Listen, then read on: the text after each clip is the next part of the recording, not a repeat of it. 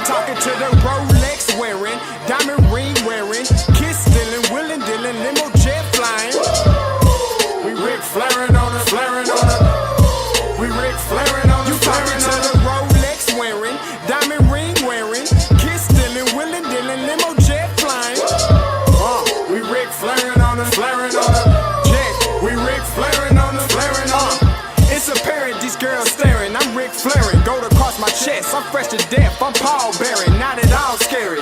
When I open like Betty Wops, they find to these circles that's going in like a carry shot. Woo! I'm going in like a Mary Pop off that Mary Crop at the top flow at the Marriott. So questioning me is like questioning you. See, we the best dressed, so come and get blessed with the crew. Not one but two, different ways to slaughter your crew. Committed tat across the chest, I guess she blessed with the truth. People want to see them checks, representation of proof. Living through my elders, trying to resonate to the youth. But ain't nothing to get my flash on. Longevity is heavily embedded in my melanin. Layman terms, I last long. My grind repetitive, I'm smoother than real silk. Lyrical cash cow who can't cry over spilled milk. We in here. You're talking to the Rolex wearing, diamond ring wearing, kiss stealing, willing dealing, limo jet flying. We Ric Flairin' on it, flaring on it. We Ric Flairin' on it, flaring on it. You talking to the Rolex wearing, diamond ring wearing, kiss stealing, willing dealing, limo jet flying. We Ric Flairin' on it, flaring on it. We Ric Flairin' on it, flaring on it. This ain't no normal situation, this preparation with greatness. Industry full of fakeness, it's really up for the taking. See, life is what happened to you, more so how you take it. Don't get stripped of your knowledge and mentally leave you naked. I like to live otherwise. I'm sorry that I'm fresh to death. I put the polo and apologize. See, Black Sun, we ain't nothing like the mother guys. Quit to socialize, we organize, then we mobilize. Off the deep end like a scuba diver. And no confusion, just keep it pushing like Uber drivers. Woo! Business fresh just like a supervisor in a Gucci visor. Can't find a smoother rhymer. You're talking to the Rolex wearing, diamond ring wearing, kiss stealing, willing dealing, limo jet flying. We Ric Flairin' on it, flaring on it. We Ric Flairin' on it. You talking to the Rolex wearing, diamond ring wearing, kiss stealing, willing dealing, limo jet flying. We Ric Flairin' on it, flaring on it. We Ric Flairin' on it, flaring on it. Yeah, DQ baby. Shout out that boy Nigga for that fire track. Hey, Black Sun, sun up. What's up, Vinny Vegas? What in Vegas? Yeah. Shout out Pharaoh's Kids, D-Phase, yeah, Bubba C, yeah, Ric Flairin' on them, Ric Flairin' on them, Ric Flairin' on them, Ric Flairin' son up, baby. Hey, yo, Scotty, you going crazy for this one. We see what you're doing, we salute you. Hey, let's get it started. It's Backpack Capital One. What's in your wallet? Got a call from my man A. Scott. I said I got it. Love that you highlighting all of these black colleges. Try to pay me for doing this. Look, bruh, if you don't get off my line with that foolishness, voice of the swag, pull up where you at. No cap if the Brody is speaking the soft facts. My advice, tune in to every show. Captain Petty, but we know that the sergeants are with the smoke. Speculate, just tell me what is we doing. Get into it, okay, look, I'ma say this and keep it moving. My boy Scotty, man, he offered the least. Black grad, paying college, I'm glad that he called me.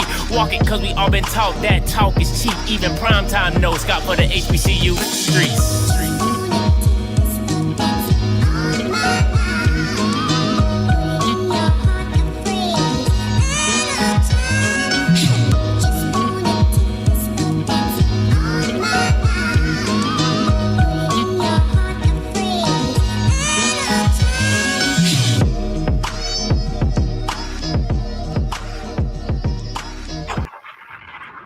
What is going on, everybody? It's your boy Scotty, back with another one, man. Hope you guys are having a wonderful Tuesday, man. Listen, let me just say this, man. Up here in Ohio, it's getting cold. It is getting cold up here, okay? They said we're supposed to get like 11 inches of snow Thursday and Friday, we're supposed to get like 11 inches of snow. So please pray for us. Please pray for us. Please pray for my wife. We haven't been up here in a long time. She hasn't been up here in a long time. So please pray for us. I just want to make sure that's clear. So, you know what time it is, a little word on the street. But first, let me say this. I'm not going to say the person's name, but listen, some of y'all, some of my subscribers got my personal cell number, right? Like I got the number that I put at the top and stuff like that, that people text me on, but some people have my personal cell. And somebody texted me early this morning, and I love them for that. They were like, fuck Jackson State. How's your family doing? I said, that's how you start the morning. I love that energy. Person was like, man, fuck Jackson State. How's your family doing? I was like, that's how you start the morning. I love that. When I tell you that brought a smile to me, I was like, I love that. I love that. I love that, man. Shout out to that person. They know who they are. Shout out to them, man. I really enjoyed that. I was like, man, I appreciate you. I appreciate you. We start on the same wavelength. So, man, fuck that. Anyway, right? So that's just what it is. So I thought that was funny to me. But anyway, that's how I started my morning this morning. But to each his own. Now listen, I ain't gonna be on here long. I say that. I usually do, but I'm not gonna try to be on here long. But I just got a little more. Oh, goddamn. Now we're on the street. All right. We're on the street. Is white man can't coach. And his wife said, we quit. We out of here. Get your shit and get it. We gone. They quit. That's what that like straight up just said, hey, finito. Now, the white woman that you see is not her actual picture. But when I envision a white woman and a wife, this is the image I think. When I think of white woman and a wife, this is the image I get. Red lipstick, blonde hair, just your normal white woman, right? Just your normal white woman, right? He quit. He got demoted and he quit. Now, you just listen, y'all can say whatever you want, right? The reason that Love and Marriage Huntsville and Love and Hip Hop and Love and Marriage and Love and Music, whatever them shows are called. The reason that you watch them is because of the mess and the drama. So I'm gonna bring you the mess and the drama. You know what I'm saying? Listen, you can call me messy. It don't bother me. It don't bother me at all. I love some good tea. I love some good tea. Now, this is the thing. The word on the street and the tea is this. So there was an altercation that took place after the football game. Now, I have two conflicting stories on I got two conflicting stories on the story. I got one person that said FAMU and the AD were at fault, and then there's another side. I have more people on the right side that said the white woman, Joe Henry's wife, went Karen mode, right? So I got one person that says FAMU and the AD did some messed up stuff. And then on the other side, I got a few more people that are telling me that Joe Henry's wife went all Karen mode-ish, right? So I don't know the other side of that to say what FAMU and the AD did that was messed up. I'm just going to tell you from the side of Karen. I got to be honest with you. I got to be honest. I'm trying to set the scene before I tell the story, right? So from the FAMU, from the other side of the Karen side, right? So this is what was told to me. One person was actually there, another person, some hearsay, right? So what happened was this, is that after the game, the Karen was trying to get into the field house, right? And while she was trying to get into the field house, a security guard stopped her. She went Karen and was like, "You're not even a real security guard. You know what I'm saying? You know how white women are, right? Like, you are rent-a-cop. She don't say it like that because that's like a black woman would say, but she's like, you're not even a real cop, okay? Like, you're a rent-a-cop. You know, like that's a white woman, right? So let me get my white woman voice, right? You're a rent-a-cop. Like, why are you trying to? So do you know who I am? You know what I'm saying? So do you? Where's your bracelet? Where's your bracelet? Right? So that happens. The cop tries to stop her. She barges in past the security guard, right?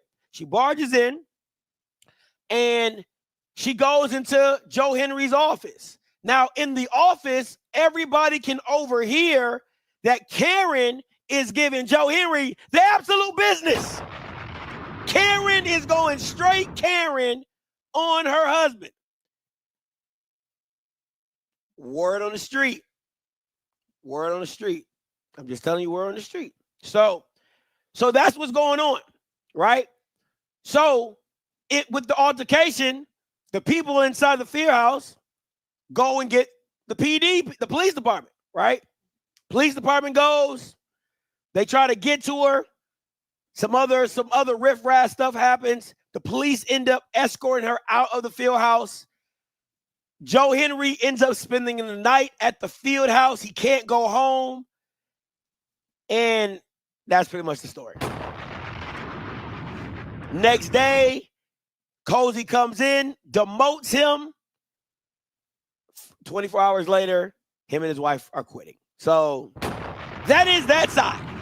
Now, I got information from another side that says it was FAMU and the AD's fault for how the thing transpired. So I didn't get the full story on that. I just got like the overglazing story of just like, hey, it was not all on her, that FAMU and the AD had a part to play in it. Now, like I said, I'm just repeating what was told to me, right? I'm just repeating what was told to me. That's all I'm saying. So there's your overarching FAMU Word on the Street edition, right? And let me be very clear. I was not there. So me saying that she was a Karen was because there were other people there that were saying that she went Karen.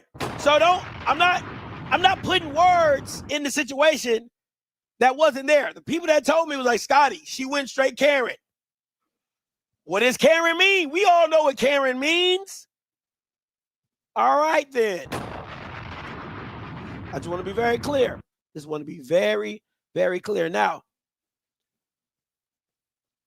nobody said he was cheating. I'm not saying that. Nobody said that. Listen, the way his wife be tweeting about games, and she's a football person, okay? She's a football mom, period. Like, I've seen her tweets. She's a football woman. She ain't one of those women that just be out here trying to start beefs and nothing like that. She is a football mom, okay? So she understands the game to a certain level, right? Her husband's a coach. She understands the game. So she don't just be out here tweeting about any old thing. But I'm just saying, the people that told me the story told me she went Karen. That's all I'm saying. That's all I'm saying. So I'm just telling you this. I would not be surprised if her going Karen on her husband was like, how the fuck you lose the Valley? Like, for real. I'm so serious. I'm not opposed to saying that she did not go ham on Joe Henry for losing to Valley. I'm not opposed to saying that. So again, I don't know what the conversation was about, but I'm not opposed of her going ham on her husband because he lost the Valley. I'm not opposed to that. I'm going to just tell you that right now. So if she went Karen on Joe because he lost the Valley, he deserved every bit of that Karen. Every bit of it. Now, he was demoted. Lost play calling duties. Now, let me just say this. I think that should have been happened. Or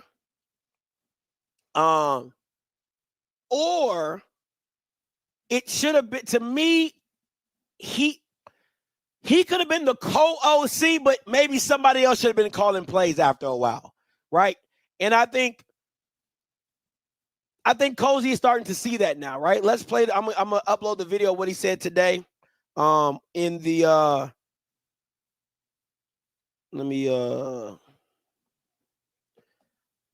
you could probably catch this on Twitter. Let me see who I want to give credit to the person who did the video on Twitter. Let me see. Shout out to Jeffrey Hood Jr. All right, you can catch this video on his Twitter, Jeffrey Hood Jr. Okay, that is who. What is taking this so long? Jesus Christ, it's like 18 seconds. Let me just go to Twitter and play it for you guys so he can get his credit that he deserves. Let me go to Twitter real quick. I'm gonna get it off of the Jeffrey Hood Jr. Twitter, Jake. Let me see. Jeffrey Hood Jr. Okay, maybe I can't find it. Alrighty. Dude, what is going on with this? Well, it's all right. Thank you. Jesus Christ, took long enough. Let me upload this video real quick. Here you go. And let's allow them to make plays. Keep it simple, you know. Coach Burris has assumed play calling duties for the rest of the year, and but you know we're not changing anything offensively, right? We're just keeping our game plan the way it's supposed to be, trying to make try to keep it simple, get the ball to our playmakers, and then let's allow them to make plays. Keep it simple, and let's allow them to make plays. Keep it simple, you know. Coach Burris has assumed play calling duties for the rest of the year, and but we're not changing anything offensively, right? We're just keeping our game plan the way it's supposed to be, trying to make try to keep it simple, get the ball to our playmakers, and then let's allow them to make plays. All right.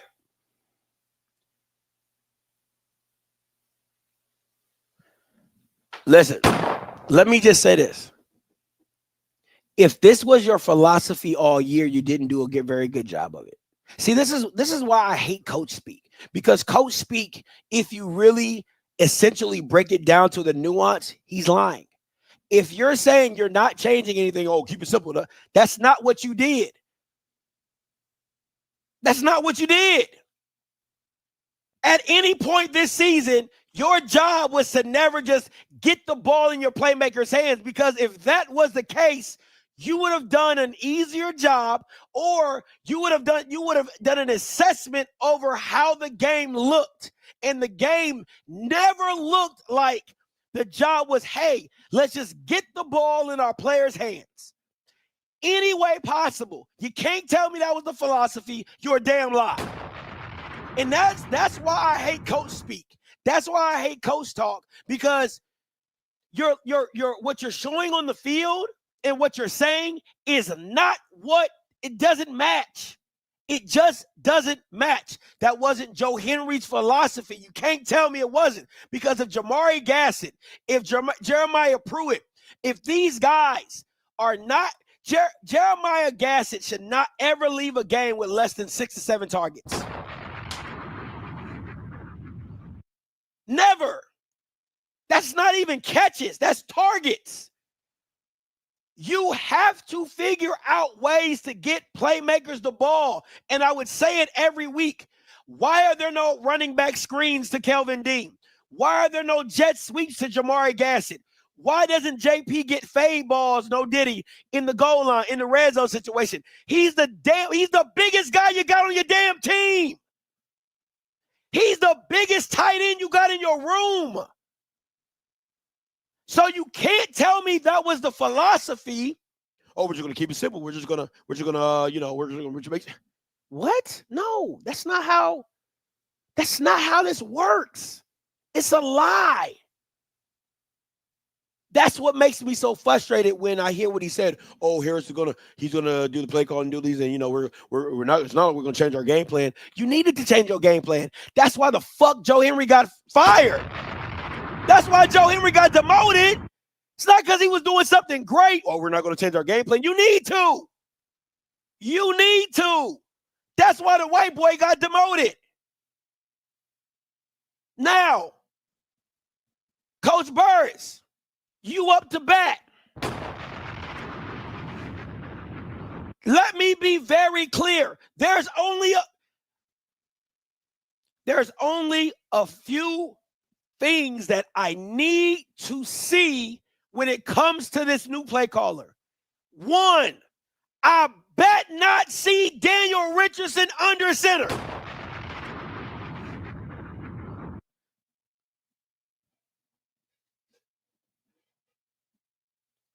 If we in red zone, maybe goal line, if we in like okay, cool, whatever. But I bet not see that nigga under center. Bet not. Shotgun, baby. Pistol, baby. That's what we doing out here. Now, this is how it works. If it was me, okay? If it was me, shout out to Bishop Bonnet, the GOAT.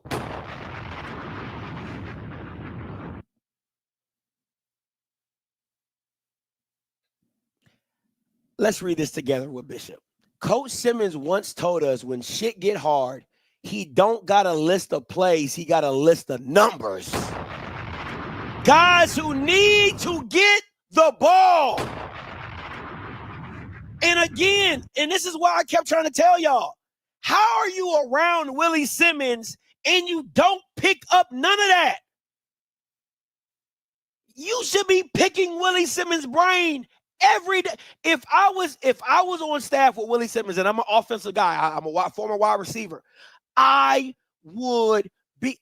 I had reached out before Willie left. I was supposed to go down this summer and kick it with Willie, and we were going to go over a film together. I was going to videotape it and all types of stuff, because Willie Simmons is the type of guy you just want to learn from. Like, Willie, what made you call this play at this time? How did you see this? Why did you do this the way you did it? Like, that's the type of coach that Willie is. Like, you just want to, hey, listen, I just want to get some of the juice. I just want to get some of the juice. How? How do you see the game the way you do? Right? Being a former quarterback, he's going to see the game differently than a lot of other people. And Burris, being a quarterback, has to see the game differently because he's a former quarterback. I've never played quarterback. I don't know what that feels like. I don't know the pressure behind it, right? I don't know the understanding of it all. So I do believe, you know what I'm saying? I do believe that when Burris and D Rich, you have to sit down and just talk to the kid. Now, I don't know if they have a relationship. I hope they do. I hope it didn't take this long for him to get, you know what I'm saying? Because I think he is the quarterback coach. But he just needs to sit down. Him and D Rich need to sit down and just say, hey, listen, we got to get this right. Not just me, you. We got to get this right. So what does that look like going forward? Who do you want to see out in the field? Who do you feel gives us the best chance to win? If it's JP, Jamari, Kelvin, hey, how would you, like, he's played enough football to let you know what and where he feels comfortable. And then it's sometimes in the game, you just got to let D Rich be D Rich. What do you see out there, D Rich? Hey, listen, coach. You know, that safety's playing over top of Jamari. We might need to do some more stuff backside. All right, cool. Let's dial it up. Like, that's how a OC and listen, when I was in college, right? The running back on the team was really cerebral. Like, when I was at New Haven, fast little white boy, but really cerebral, right? So when we would get called over to plays, he would be like, hey, coach, listen, they can't keep me. The linebacker can't keep up with me in the flat. Like, just give me a swing route and I can go. Give me a swing route. Like, and the coach would be like, all right, cool. We'll set it up. Right. So maybe the first play, they might do a run play, and then the next play they'll do a flare play. You know what I'm saying? Like you got to listen to your players because they're telling you how the game is going. I'm out here. I'm doing it. I'm running. You know, it's no different than when I played. I'll go back and say, hey, coach, this DB cannot keep up with me. Like, he can't run with me. Give me a fade. Give me a post. Give me a corner. Give me something deep so I can get behind him. He can't run with me. You know what I'm saying? Like, it's those type of scenarios that make coaches great because they listen to their players. They're like, okay, cool. We'll set that up. You know what I'm saying? Maybe the first play is a hitch. Then the next play is a hitch and go, right? Like, we complete the hitch. Okay, we got the first down. All right, we're going to go back, hitch and go. Boom, we catch it. You know, like, it's all stuff like that.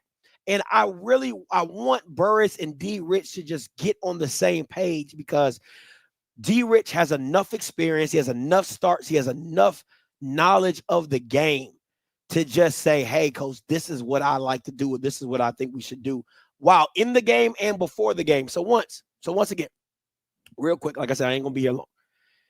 Get on the same page with D. Rich. Get your playmakers the ball. Get Jeremiah Pruitt in the damn game.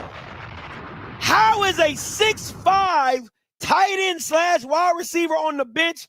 I will never know. Right? And stick with the hot hand in the game. Like, stick with that flow, right? If it's passing, keep passing. If it's running, run the damn ball. It's whatever is in the flow of the game. Stick with it, right?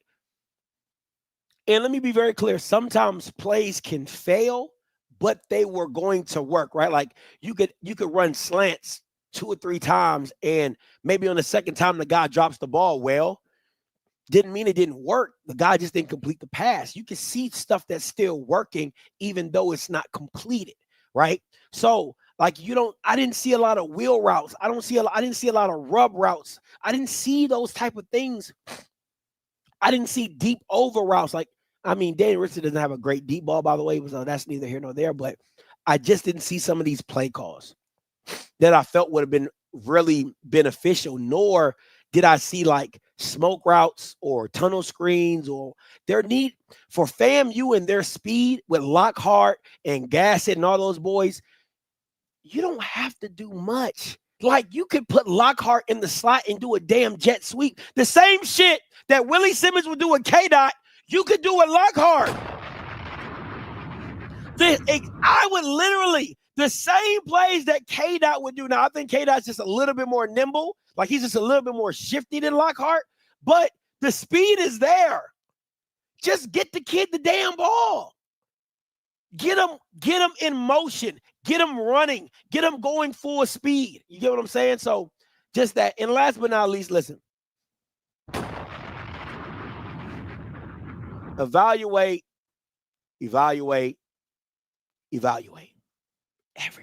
Everybody has got to be under evaluation. That is to the defensive coordinator. That is to, I don't give it, whoever's on staff. They all need to be evaluated, and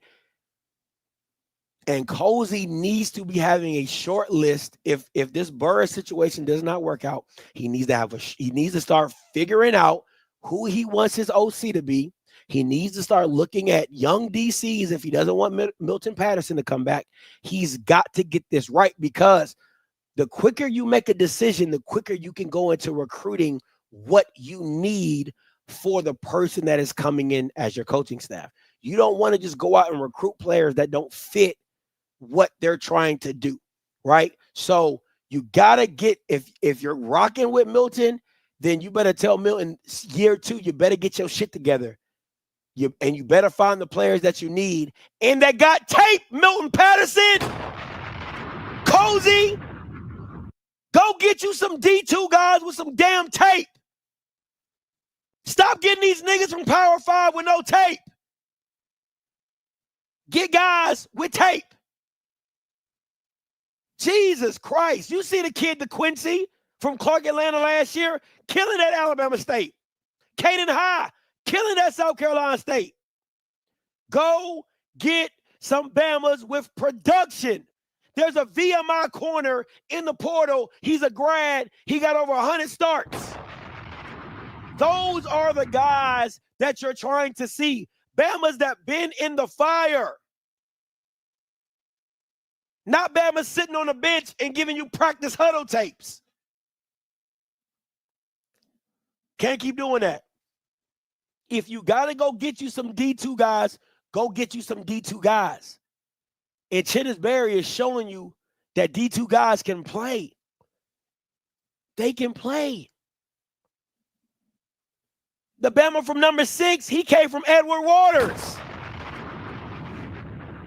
He came from Edward Waters. So what I'm saying is guys can go. And the Bama's from Florida. He from Eustis, Florida. So again, no excuse. None. Especially being in the state of Florida. Absolutely no excuse. And what I've been told is this. The biggest issue on this staff is that a lot of the staff don't have connections to Florida. Cozy needs to change that shit ASAP because you lose a lot of coaches. Smitty had ties in Florida. Coach Rez had ties in Florida.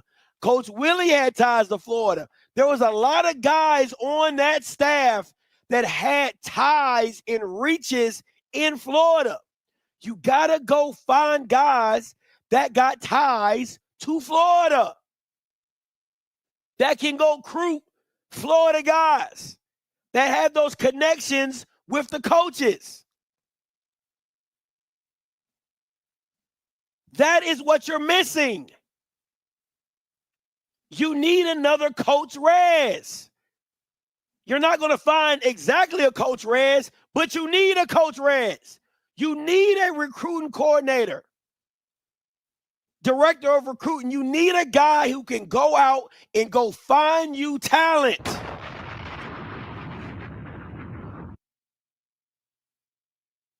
That is one of the biggest issues. You got to go find some guys from Florida that can go get you some players that can go play. Very simple, man. But listen, these last two games, listen, if you're FAMU fans, you need to be circled in to the offense and what it's going to look like. I do have faith in Burris. I really do. I don't know if he's ever been a play caller. I don't believe he has, but a former quarterback, a CFL legend, I believe they can get it on track. I believe what I would hope for Henry Burris is he can make this FAMU offense like the Showtime Lakers, right? Like the 2000 Rams. Because this is why I say that, is because with the speed, okay. I'm going a little longer, but stick with me here. I never understood why FAMU's philosophy was a lot of their top receivers were under 6 foot. I never understood that, right? But then when you think about it, it's like it's not really about the height. It's about the playmaking ability of the guys, right? Like how special they are, like the Nathan Rimbart, like the Nathan guy, the Nathan kid from Valley, the Jamari Gassics, the Xaviers, the K-Dots, right? Like it's really never really about the height. It's about the playmaking ability of just saying when they get the ball in their hand, it is hard to do what they do. And I just couldn't understand it. I really could. I would text Coach KJ. I would text Coach Willie. I'd be like, why y'all keep getting these little ass niggas? And Coach KJ be like, but they be killing though. But they be killing them though. Right? Like, you know what I'm saying? Like, and you look at Xavier Smith in the league working, right? Doing work. You see the Brandon Codringtons from NCCU under 6 foot doing work, right? The league is going to that. Tank Dale, Tariq Hill. It's a little man's game if you got the speed and the ability. So again, you want the big body guy to give you, if you miss, they can go get it. But I remember talking to Coach KJ Black. He's like, listen, K-Dot's, what is it? His catching radius was crazy. He would tell me all the time, he's like, Scotty, Xavier and K-Dot's catching radius is crazy. They catch, their radius is like they're 6'1" or 6'2" because they're so explosive and they can do so many different things, right? So I don't listen. Do I feel like you need the I have one at Full Valley State. Go get him. Right? Go get him. Right? So it's like, do you listen, just go get the talent. And the reason I say this is you go get the talent, you make it like the 2000 Rams, and you just run. You just run. Right? You still need a good O-line, you still need the guys in the backfield, but in the recruiting next year, wide receivers isn't the problem for me for FAMU. You'll find a wide receiver in the state of Florida, there's no issue. My issue is the running back room. The running back room has got to be more explosive. You got to go find you a Bishop Bonnet. You got to go find you a Yance. You got to go find guys that can hit their head on the goalpost. And this year, I just didn't have the sense that they had running backs that could go hit their head on the goalpost. When you hand it to them and you give them a seam, they're gone. That is what FAMU was missing. FAMU was just missing that this year. It just didn't have those guys. And you could say the offensive line, and I do agree, but there were opportunities that they got seams that they just didn't get gone. They just couldn't get gone. There was too many times where I seen guys get ran down from behind. It was just too many times, right? So that is one thing you got to go fix. You got to go fix it. You got to go find it. And I think FAMU has the capability. And I'm going to say this before I go. Cozy, the only reason you got the damn job is because your players stood up for you. It's the only reason you got the damn job. It's because players vouched for you. The Jeremiah Pruitts, the Kelvin Deans, they vouched for you. And I have a problem with you not listening to the Bamas who vouched for you to get the damn job in the first place. That is crazy to me. Absolutely crazy. Maybe I'm a little different. I get it. It's your team. I get it. It's your way. But at some point in time, the Bamas that got you the job, the Bamas that said, hey, we want this dude. I'm not saying they got to run the ship, but to not hear them out, like when I'm getting text messages saying nobody cared that Joe Henry is gone, that means that guy was a cancer. When I'm getting messages saying everybody's fine, everybody wanted him gone, they don't care, that lets you know just how much he wasn't just a part of the plan. And you cannot tell me that players did not express that throughout the season. You cannot tell me that somebody did not come in your office and tell you that, hey, we don't like this dude, or this dude is bad, or he's not doing this, or he's not doing that. You can't tell me that didn't happen. You just can't. And I wouldn't believe you anyway, Ninja Turtle. Wouldn't believe you anyway. But hey, we'll see what it looks like year 2. All right, last thing for Word on the Street. I got information. I got some information on Alabama A&M before I go. And I keep trying to tell y'all, Alabama A&M does not care about football. They don't. Let me read you what I got. I'm gonna read it. I'm gonna read the text message that I got. Hey, bro, this for you. I'm hearing it's about 60-40 that Maynard stays another year, and it goes up if he wins the next 2 games. You cannot tell me that. Listen, I'm going to say this again. I love President Williams. I love him. I've been on the phone with him. Cool dude. Cool. I'm telling you. You talking about a cool-ass president? Cool-ass president, Dr. Williams. Cool as a fan. They don't care about football. I'm sorry, listen. I love Dr. Williams. Love him to death. Cool as a fan. Been on the phone with him, talked to him.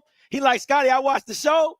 Dr. Williams, y'all don't care about football. If you bring, I don't give a damn if he beats every team 100-0. If you bring back Connell Maynard, you do not care about football. End of story. End of story. That's all, folks. Just listen. You about to make me just keep an eye on A&M if you bring them back another year, just for the dysfunction alone. Just for the dysfunction alone, I swear to God, you'll make me just keep eyes on Alabama A&M. Because I'm telling you right now, Doc, you don't care about football if you bring Connell Maynard back. Point blank, period. The fact that it's 60-40 right now lets me know that you don't care. It should have been 30-70 that he's gone, and if he wins the next two games, it might get him to 50-50. How is he already at 60?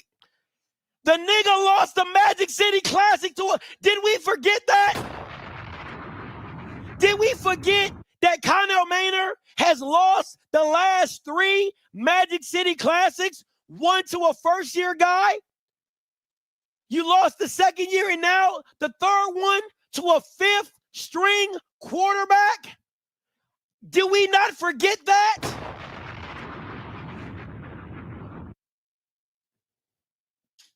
Again, I'm going to say it again. I'm going to say it again. I'm going to say it again. Dr. Williams, I love you. If you bring that nigga back, you do not care about football. And I will not have a problem with none of your bougie-ass fans if they don't come to no games because they already know what it is. Connell Maynard, let me explain to you what Connell Maynard is. Connell Maynard is the boyfriend when the girl's like, I'm about to leave you, and he starts buying you flowers. He starts coming home on time. He off the game. He out here, what can I do for you, baby? Oh, that's Connell Maynard. That's him. That's all he's doing. He's setting you up for the okie doke. Even if he wins the last 2 games, he is setting you up for the okie doke. Because you're going to come back the next year in the games that you think you're going to win, you don't win. Oh man, we got this 4-star and we got this 5-star and we got this 3-star and we got this guy coming in, and you back to the same after a month of doing everything you asked him to do. He gonna be back to cheating, beating your ass. Oh girl, but he love me. Oh girl, but he love me. When you can go out and get a Sam Shade, when you can go out and pay a Teddy Keaton, when you can go out and try to lure the Jackson dude from Valdosta. Like, those are solid coaches who are winning competitively.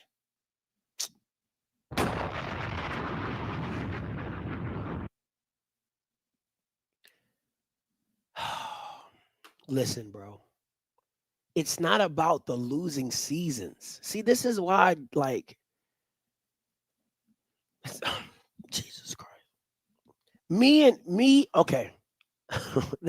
Again, Derek Blackman, and this is how dumb you are, right? Me and Perry talked about this last night. You cannot name a signature win by Connell Maynard.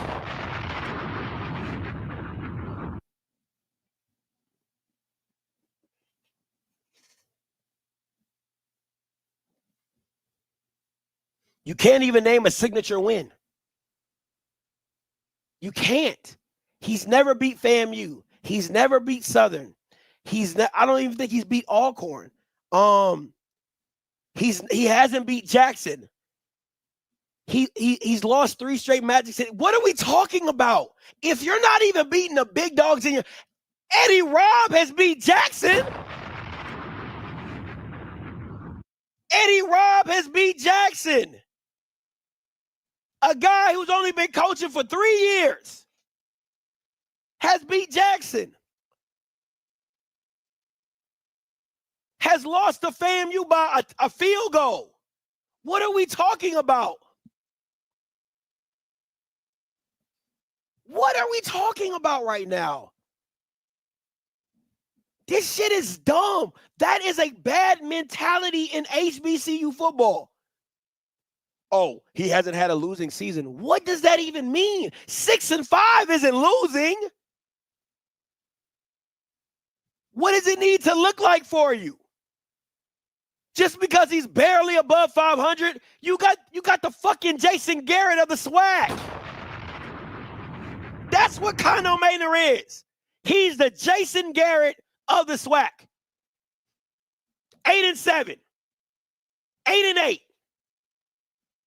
8-7, 8-8, 8-8, 8-8. Like that is what Maynard is.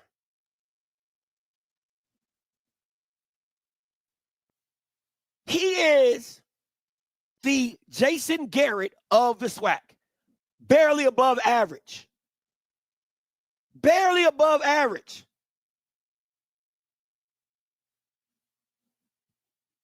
It doesn't make any sense to me. It really doesn't. It just because, he hasn't had what does not having a losing season mean with no championships? Like, come on, man. What are we talking about? Ever since the spring season, he has not been in championship contention. He hasn't even been in contention. He hasn't been the number 2 team since FAMU has come into the SWAC. Since Eddie Robb has been at Bama State, since FAMU has came into the SWAC, he's never been the number 2 team in the SWAC. What are we talking about? And this is the nigga you try and bring back? Again, you do not care about football.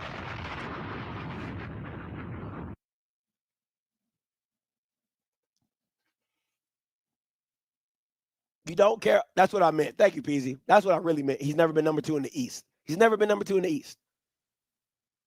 Come on, man. Like, y'all gotta stop this foolishness, man. You can't make it make sense to me. But again, when people tell me this is why I tell you Alabama A&M is a basketball school. It's not a football school at all. Because any logical president would tell his AD, get that nigga out of here. Find me somebody else to make me relevant in football. We can't even win the goddamn Classic.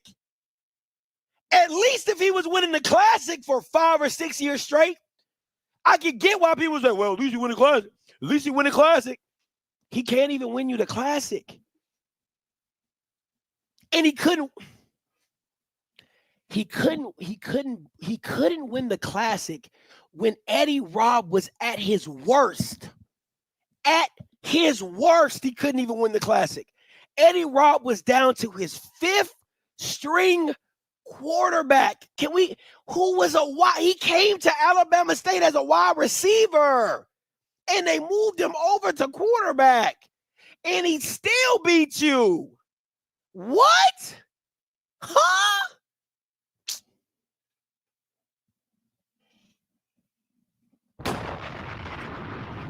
We got to stop this, man. We gotta stop the lies. Got to stop the lies. If you're telling me that Alabama A&M care about football, you gotta stop the lies. They don't. And I'm gonna tell you why. It's because you're not letting AD Bryant do his job.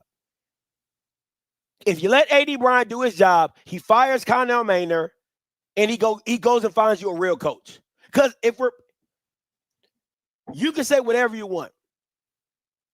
Ashley Robinson's probably number 1. Dr. Bryant's probably number 2 as AD in the SWAC. For real. And then you can probably put Angela Suggs at number 3.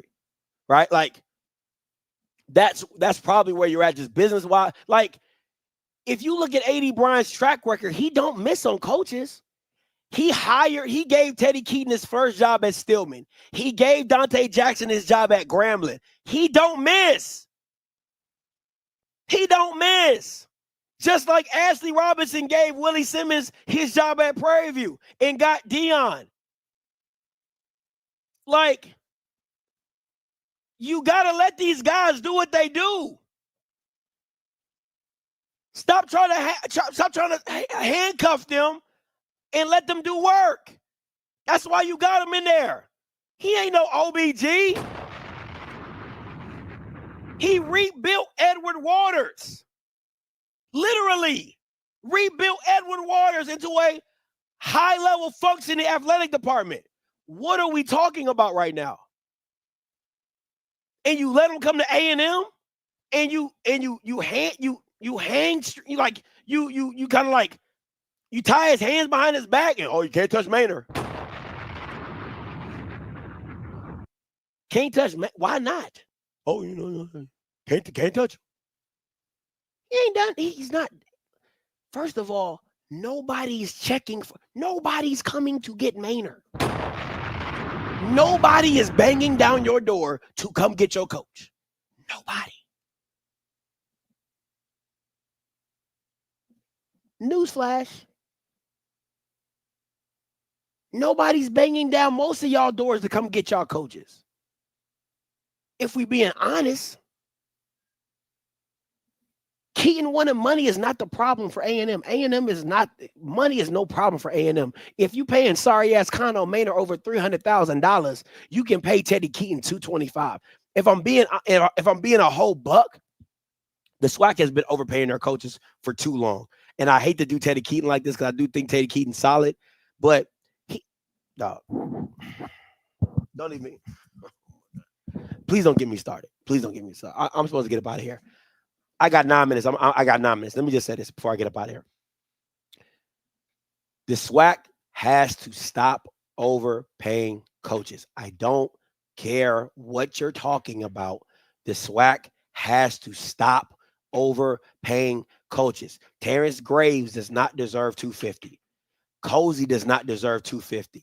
Eddie Robb does not deserve. I don't give a damn what Eddie Robb got. He don't deserve what he got. Everybody should be, if you have not won a championship, everybody should be under $200,000. I'm so serious. I'm so serious. The only person that should be over $200,000 if you're trying to hire him is Fred McNair. It's the only person. And Fred McNair should not cost you no fucking $300,000.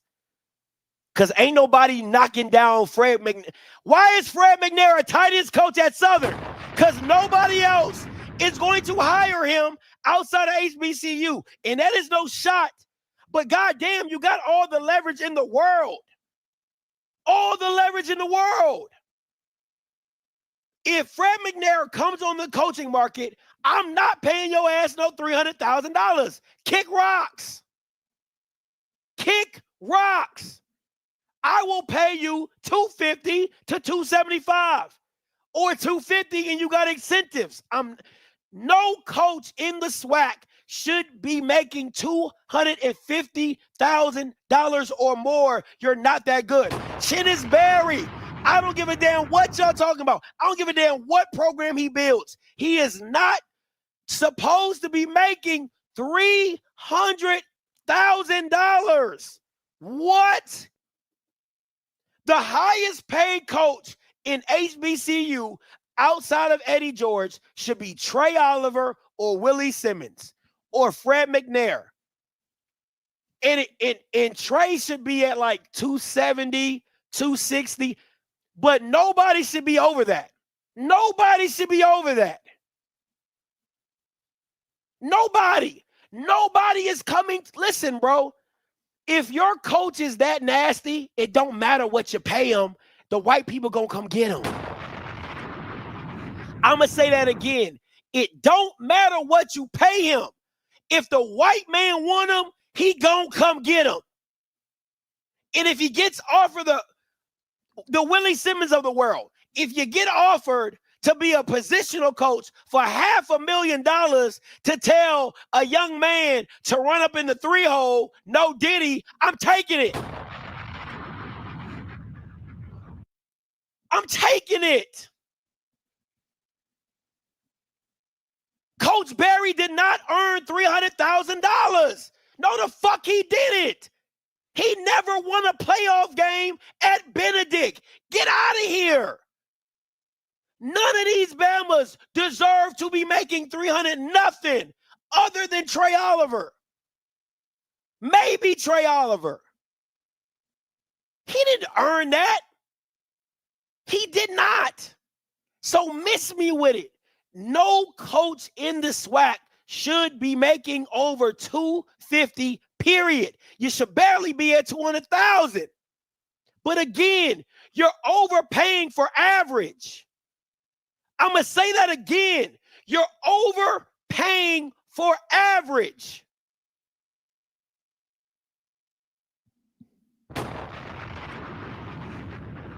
You're overpaying for average. It's very simple. Very simple. It doesn't make any sense to me that we continue to. I keep saying it. It's like you're buying a Mercedes and you're driving to a. You're paying for a Mercedes, but you're driving into an apartment. You're driving to an apartment. What sense does that make? And you keep crying about low resource institution and you're overpaying guys in salary. It doesn't make sense. You have to have a salary and say, listen, let me say this.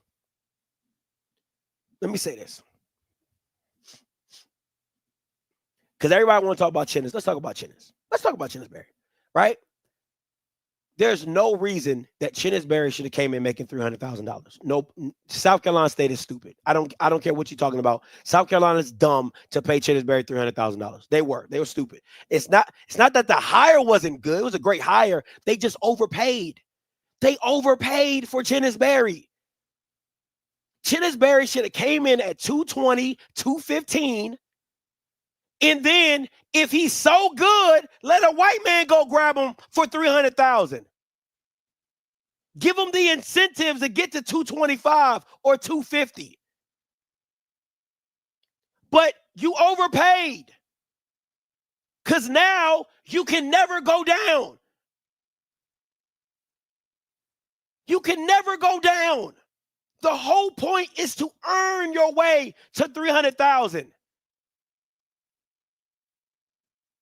You can never go down. So when he goes through his contract and you want to extend him, where do you think you're going to be? This is bad money management. It is bad money management. Point blank, period. He comes in at 315. After his 3 or 4 year contract, if he wins a Celebration Bowl, where the fuck do you think he want to be at? 330, 340. If you would have brought his ass at 215 and he wants to renegotiate, then you could have him at 250, 260. But to bring him in at 300,000 when he had never won a playoff game in Division II is crazy. He never even got close to a Division II national championship. Are you kidding me? You're paying him $300,000 to win 5 games. You're paying him $300,000 to win 5 games a year. Because even if he doesn't win out of conference games, if he runs through the blacks, he's going to get you to the Celebration Bowl. That's crazy. That's crazy. That is bad money management. It's no shot at Chinnis Berry. It's bad money management for an institution that's going to cry and moan about being a low resource institution. Again, that's like saying you got food stamps, but you got a Range Rover sitting in the driveway. How are you on government assistance and you got a Range Rover sitting in the driveway? Again, if your coach is that nice, and again, there's nothing wrong. He's winning. He's doing great things. That's cool. All I'm telling you is high demand for who? For the blacks. He's in high demand. Y'all gotta be some of the most. If you want somebody, listen, bro. If the guys, listen, the market is what it is because you consistently overpaid. That is why the market is where it's at. The only people that was bidding for him were the blacks. The blacks were bidding against themselves. You weren't going up against a PWI's institution. You weren't. You're outbidding yourself. It doesn't make any sense. It doesn't. It just doesn't. But you'll continue to bitch and moan. Oh, we're such a low. I mean, if we had the money, if we had the funding, oh my God. But you're overpaying for coaches? You're overpaying for coaches? That is crazy. Keep doing it, though. Keep doing it, though. Just keep doing it. Because, whatever, I'm done. This shit's stupid. This shit's absolutely stupid. I can't get past it. It's dumb. But listen, that's what you want to do. You want to overpay for coaches. That is what it is. It's okay. This is what HBCU coaching salaries are like. It's like you got 3 interns, right? You got 3 interns, and it's like it's only you and a competitor with the intern. Like they like it's like, okay, the interns are now becoming residents, and now they can get a real job or whatever and get a salary. And you know who's bidding for your intern. And you say, oh yeah, 150,000. And the other school is like, oh yeah, 180,000. And I'm like, guys, you're bidding against yourselves. You can set your own market because you know what that business does. You know what the financial situations of that business. You can set the market how you want to. And you can say whatever you want. If the coach is good enough, he'll make the jump to PWI. A Jerry Mack, a Willie Simmons, they'll make the jump if they're good enough. But the whole point is I want to hold on to my talent as long as possible, not paying at a premium. I'm not going to underpay you, because if you're paying Chinnis Berry $220, that is on average what other FCS programs are making.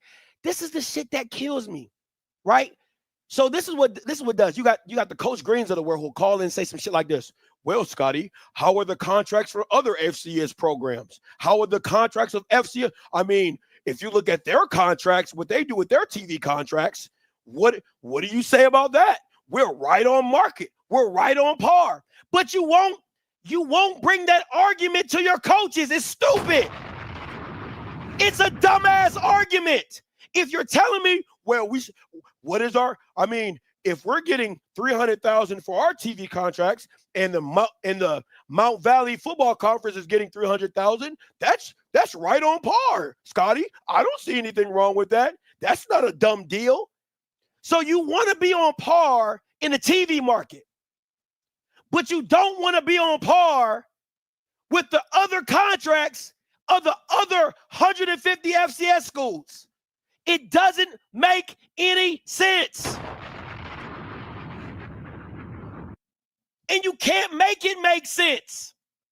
The guy who beat Southern 66-0 is making $185,000.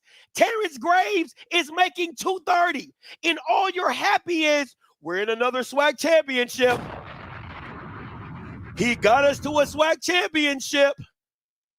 Your mentality is messed up. Your mentality is messed up, period.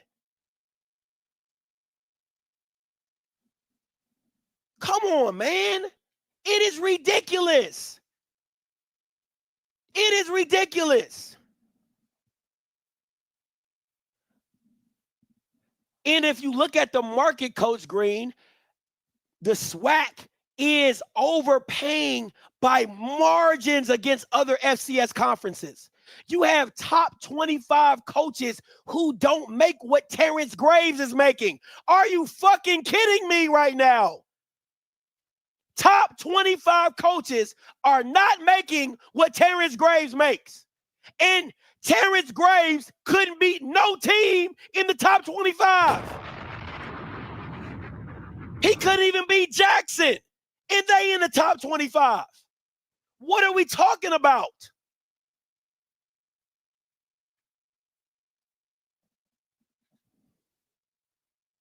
Again, you're overpaying and it's not making any sense. And again, I'm going to keep telling you, if you're bitching and moaning that you're a low resource institution, you have to put a cap on your salaries, period.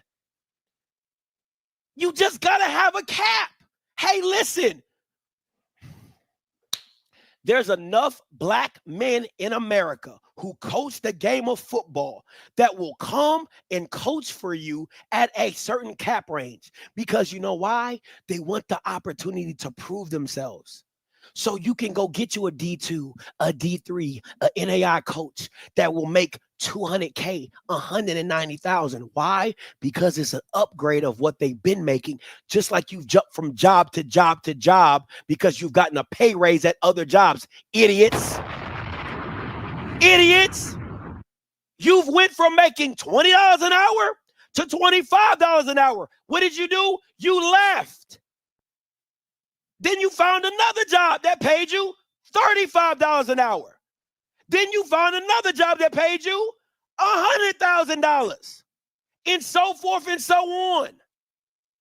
Or you got into a position that paid you $80, and you've been with the company so long that now you probably make six figures. It's one or the other.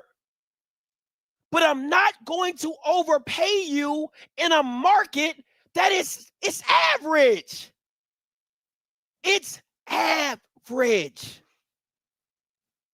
And until you get that through y'all's heads, all your ADs, they got to bring that price down. You just got to. You got to. Because, okay, I'll give you a perfect example. If I'm the AD at Alabama A&M, I'm about to fire Connell Maynard. I go to Teddy Keaton. I said, hey, Teddy, 200,000. I'll pay you 200,000. Maybe 195. Right? He says no. Okay. I go to Sam Shade. Sam Shade might be making 115. Maybe at Miles. Maybe. That's a maybe. Maybe he be making 115 at Miles. 120. I go to him and say, hey, I'll pay you 190. 200,000. He says, no. Okay. I go to a D2 coach. It's too much. It's too many. It's just too many. It's too many coaches out here. I go to another D2 coach. Hey, I'll pay you 190, 200,000. That's my cap. You just keep, that's why you have a short list. You just keep going down the list of coaches until you find a guy that you like and takes your salary. Very simple.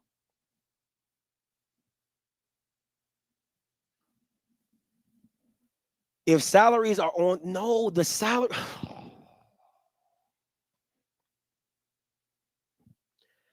The only reasons that salaries are on that level is because the SWAC has made them on that level. Most FCS coaches are not making over $230,000. Do you not hear what I'm saying to you? Most FCS coaches are not making over $230,000. Go do the research. Go look for yourself. Go to the top 25 programs and go see what them coaches are making. Most of those guys are not making $230,000.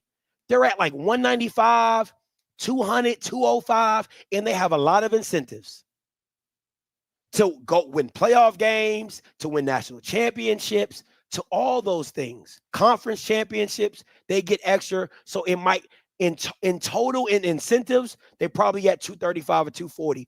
That's with incentives. With incentives. You can go find a coach anywhere. But again, any coach is going to tell you, I'm only as good as my staff. So if you got Connell Maynard making $330,000, how much is he really going to be able to get assistant coaches, good assistant coaches? And again, I'm going to say to you, if your coach is that good, I promise you the whites will come get him and pay him whatever they want. But your goal is to keep it at a minimum. I'm trying to pay you. I'm trying to give you a good life and a good pay, but I also need you to give me a good product, a great product. Because if I'm paying you $250, God damn it, you need to be beating Nichols. If I'm paying you $250 and you can't beat Nichols or Southeast Louisiana or Stephen F. Austin or Incarnate Word, what the fuck am I paying you for?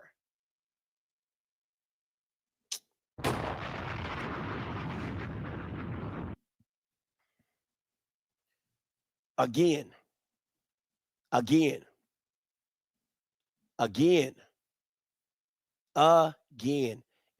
Coach Green, I don't give a fuck what you're talking about. I don't care who's paying the rest of the 300,000. It doesn't matter. He shouldn't be getting 300,000. That's what the fuck you're missing. God damn. No coach in the SWAC should be getting paid 300,000. Name a FCS team that Conor Maynard has beat. And he's getting paid $300,000 for what? For what?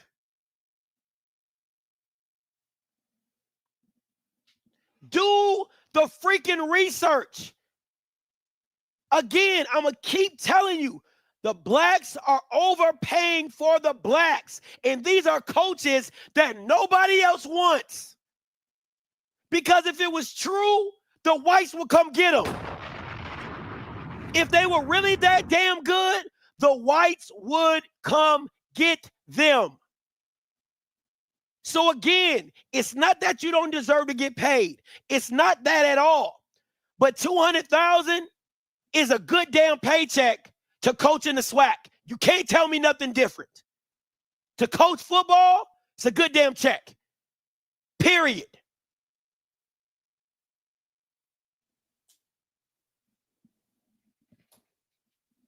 It's killing me, man. It's killing me.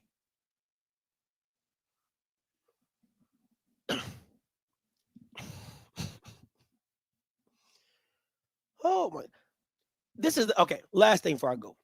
You're paying coaches over $200,000 that are scared to play FCS competition. You're paying $200,000. You're paying over $200,000 for coaches that are scared to play FCS competition. Because you know what they're going to say? Well, they have better resources than us. Well, they have this. You're getting paid more than the Bama across from you. It's not enough. Make it enough. Make it enough. What you mean? What you mean?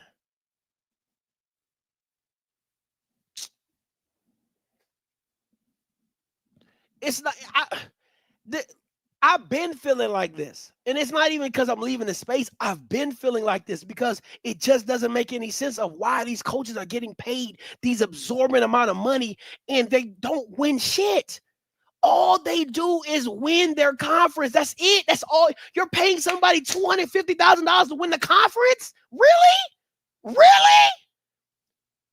You're paying somebody $250,000 to beat the blacks? Really? Really? At least Trey Oliver got PWI wins, and I give it to Chinnis, even at the crazy amount of money he getting paid. He beat a white school. Congratulations. 2 white schools, by the way. Congratulations. But come on, man. Like, you're literally paying these Bamas $250,000 to beat the blacks. Well, it wasn't a conference game. We get mollywopped by Nichols. You get mollywopped by Nichols 66-0. Wasn't a conference game. Whoo! Thank God. It's an average mentality. It's a loser's mentality. You can't tell me no different. It's a loser's mentality. Period. That's why it don't even matter about the out of conference games you schedule, because it don't matter, because you don't care. If you win, you're happy. If you lose, it's an out of conference game.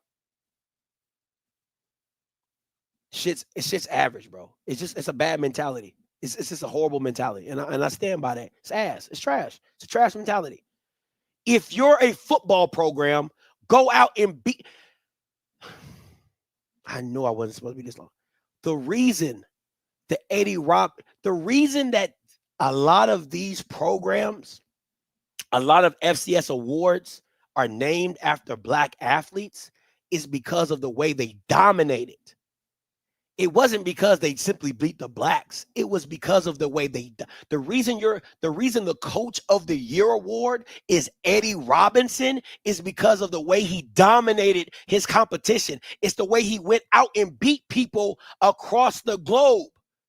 Hey, we'll play you in Oregon. Hey, we'll play you over there. Hey, we'll go up to New York and beat you.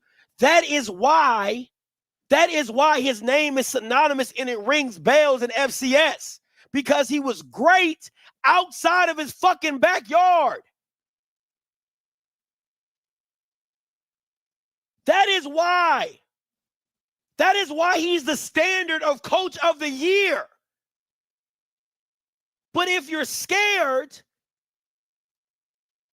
to go outside and add those wins up, Edwin, yeah, he's the all-time winningest coach, but look at the out-of-conference wins he's won, the Power 4 teams he's beat. Come on, man.